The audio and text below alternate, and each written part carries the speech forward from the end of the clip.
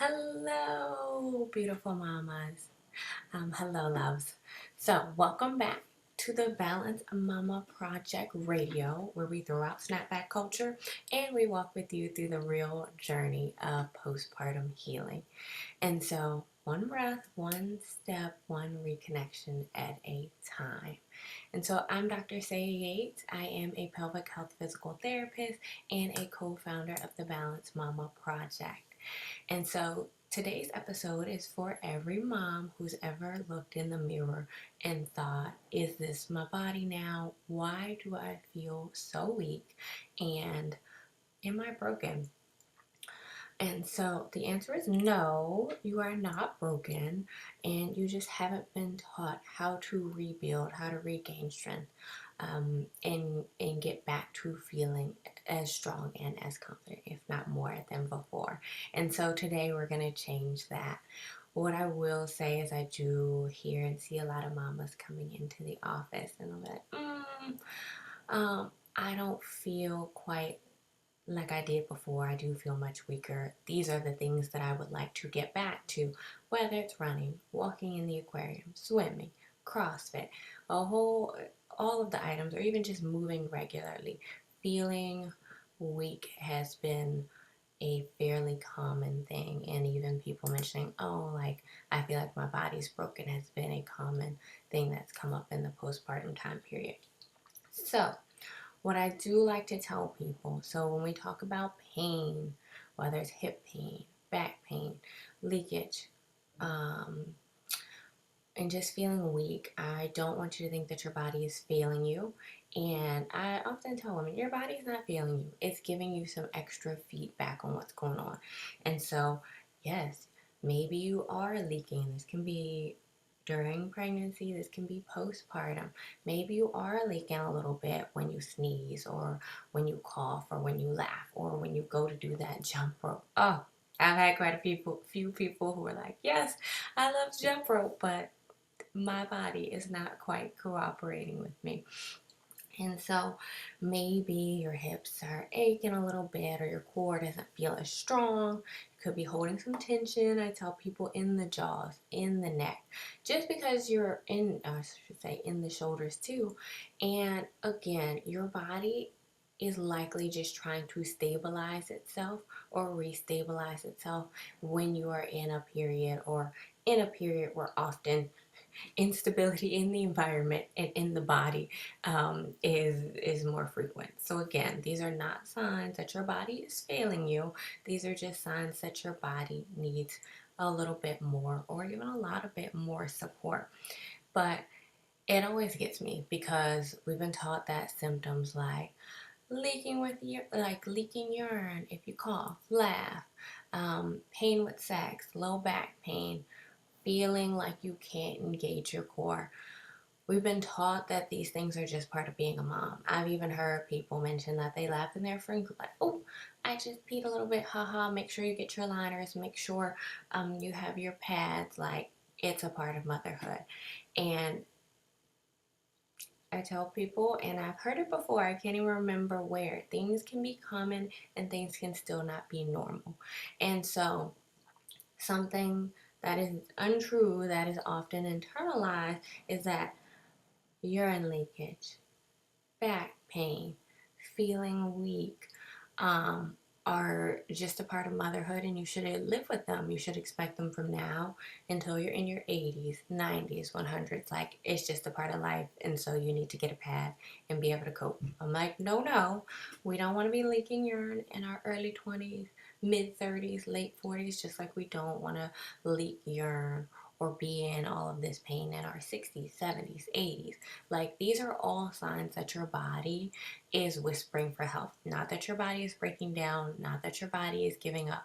And I'm saying this because oftentimes if we feed ourselves a narrative, oh, my body is breaking down, oh, I'm so broken, like, the words that you speak to yourself do matter, and the mindset matters. If you're like, this is my body telling me that I need extra support, then we're more likely to go get that support or figure out how to fix it versus just living with the concern. And so I am a big advocate. I know there's quite a few other women's health and pelvic health PTs who are big advocates of routine visits of pelvic floor, physical therapy, and even occupational therapy. If every mom got 1 hour with the pelvic physical therapist and an occupational therapist after birth, postpartum culture would change overnight. Things will look a lot different. And so, what I usually will tell people from the clinical side, so when we talk about the body, when we talk about the birthing process, there's a lot that goes on from pregnancy into postpartum. But one note, I say your pelvic floor, if you are watching, this is the pelvis, this guy here. I'm gonna take out the uterus real quick. This is the pelvis right here. And then if this was the front of the pelvis, this is the tailbone. If your hands were on your hips, I tell people it look like this. When we talk about the pelvic floor, all of these muscles make up the pelvic floor. We'll do a deep dive in some of our other content, but just for purposes of today, we like to say that these muscles that hold together the pelvis at the bottom, that help you keep in urine, that help you keep in stool, these muscles that help you function or have sexual appreciation and support your organs, they are connected to your breathing. They're connected to your posture and how you breathe, how you are positioned during the day, how you feel in your body, so your nervous system. All of these things work in tandem. So no, it's not just about doing Kegels. I have an number of people who say I've been doing all of the Kegels, and I'm like, yes. And we are still here in the office together. And so a lot of times it's about coordination. It's about making sure posture, all of those things are working together and working as well as they can be. And so other things to note from the clinical side. So healing is impacted about how you move, just like it's impacted about how or by how you rest. And so early postpartum, I'm like, moms, I need you to make sure you're getting your food, make sure you're getting your hydration, make sure you're resting. As much as I'm like, yes, I want you to move, I want you to be able to exercise, do all of these things. Energy conservation is so important in getting out of that um, survival mode and into a more steady rhythm is so important. And so earlier we talk about even how to carry your baby, how you're managing stress, because I'm like, if the body is tensing up, if we are feeling, if you're not getting enough nutrition, if you're not getting enough hydration, all of that is going to affect how you heal overall. So I'm like, get the basics down first and then progress from there. And so I'm like, no, you don't just need core strength. We got to practice body awareness. What do you feel like in your body? How are you moving? How are you lifting baby? Putting tiny one in and out of the car seat. What does your day-to-day look like? And so just making sure you have tools for that. And so occupational therapists, physical therapists are often going to be the ones to make sure that you are set up to win. I love preventative wellness. That's part of, is it preventative healthcare? I should say I love wellness.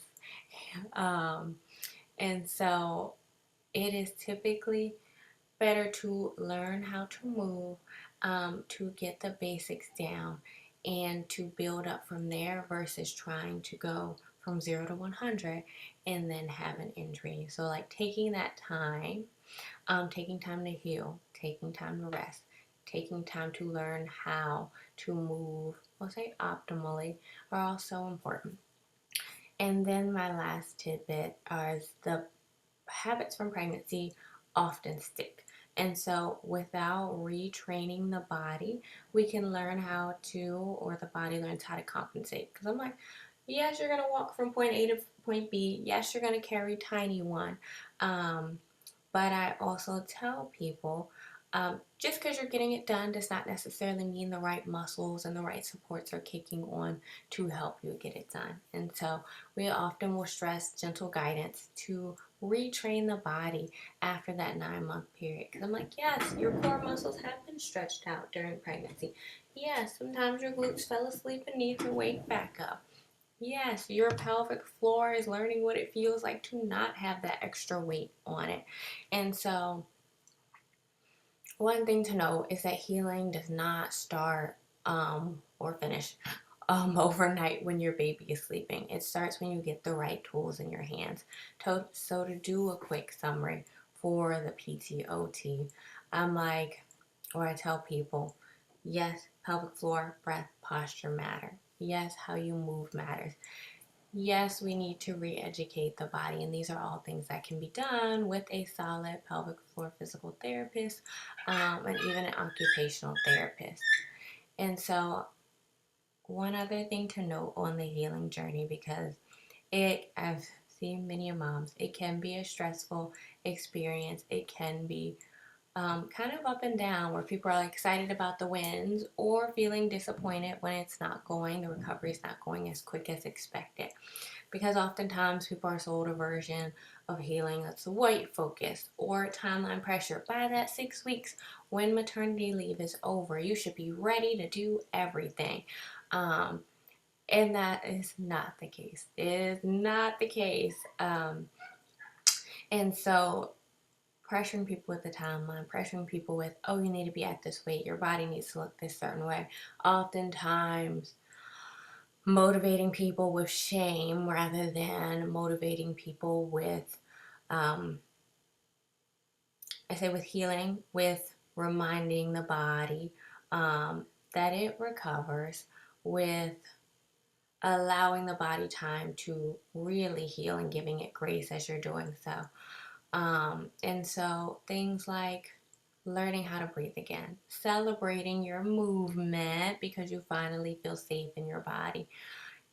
Real healing looks like reclaiming your strength gently, gracefully, gradually, and consistently reminding yourself you're not going backwards. You're just building a new foundation. Um, each pregnancy looks different, each postpartum looks different, and so really giving yourself the grace and time to recover, and knowing that even if it's not overnight, it does come. As I say, as time passes and as you gain the right tools to rebuild. And so, if you take nothing else from today, I do say take this: you are not broken, you are becoming, and like Michelle Obama says, you are becoming, and you deserve to feel strong and steady in this new version of yourself. And so, if you want support in that process inside the Balanced Mama Project, we do often walk you through it, or we walk you through it step by step. Our first week is about understanding the body's cues, understanding the nervous system, rebuilding your foundation of breathing and core connection, and just learning how to move with safety and trust. And so this is your reset and your permission slip and your next step. Um, Anyways, you've got this, mama, and we've got you. Stay balanced and check us out on our next masterclass.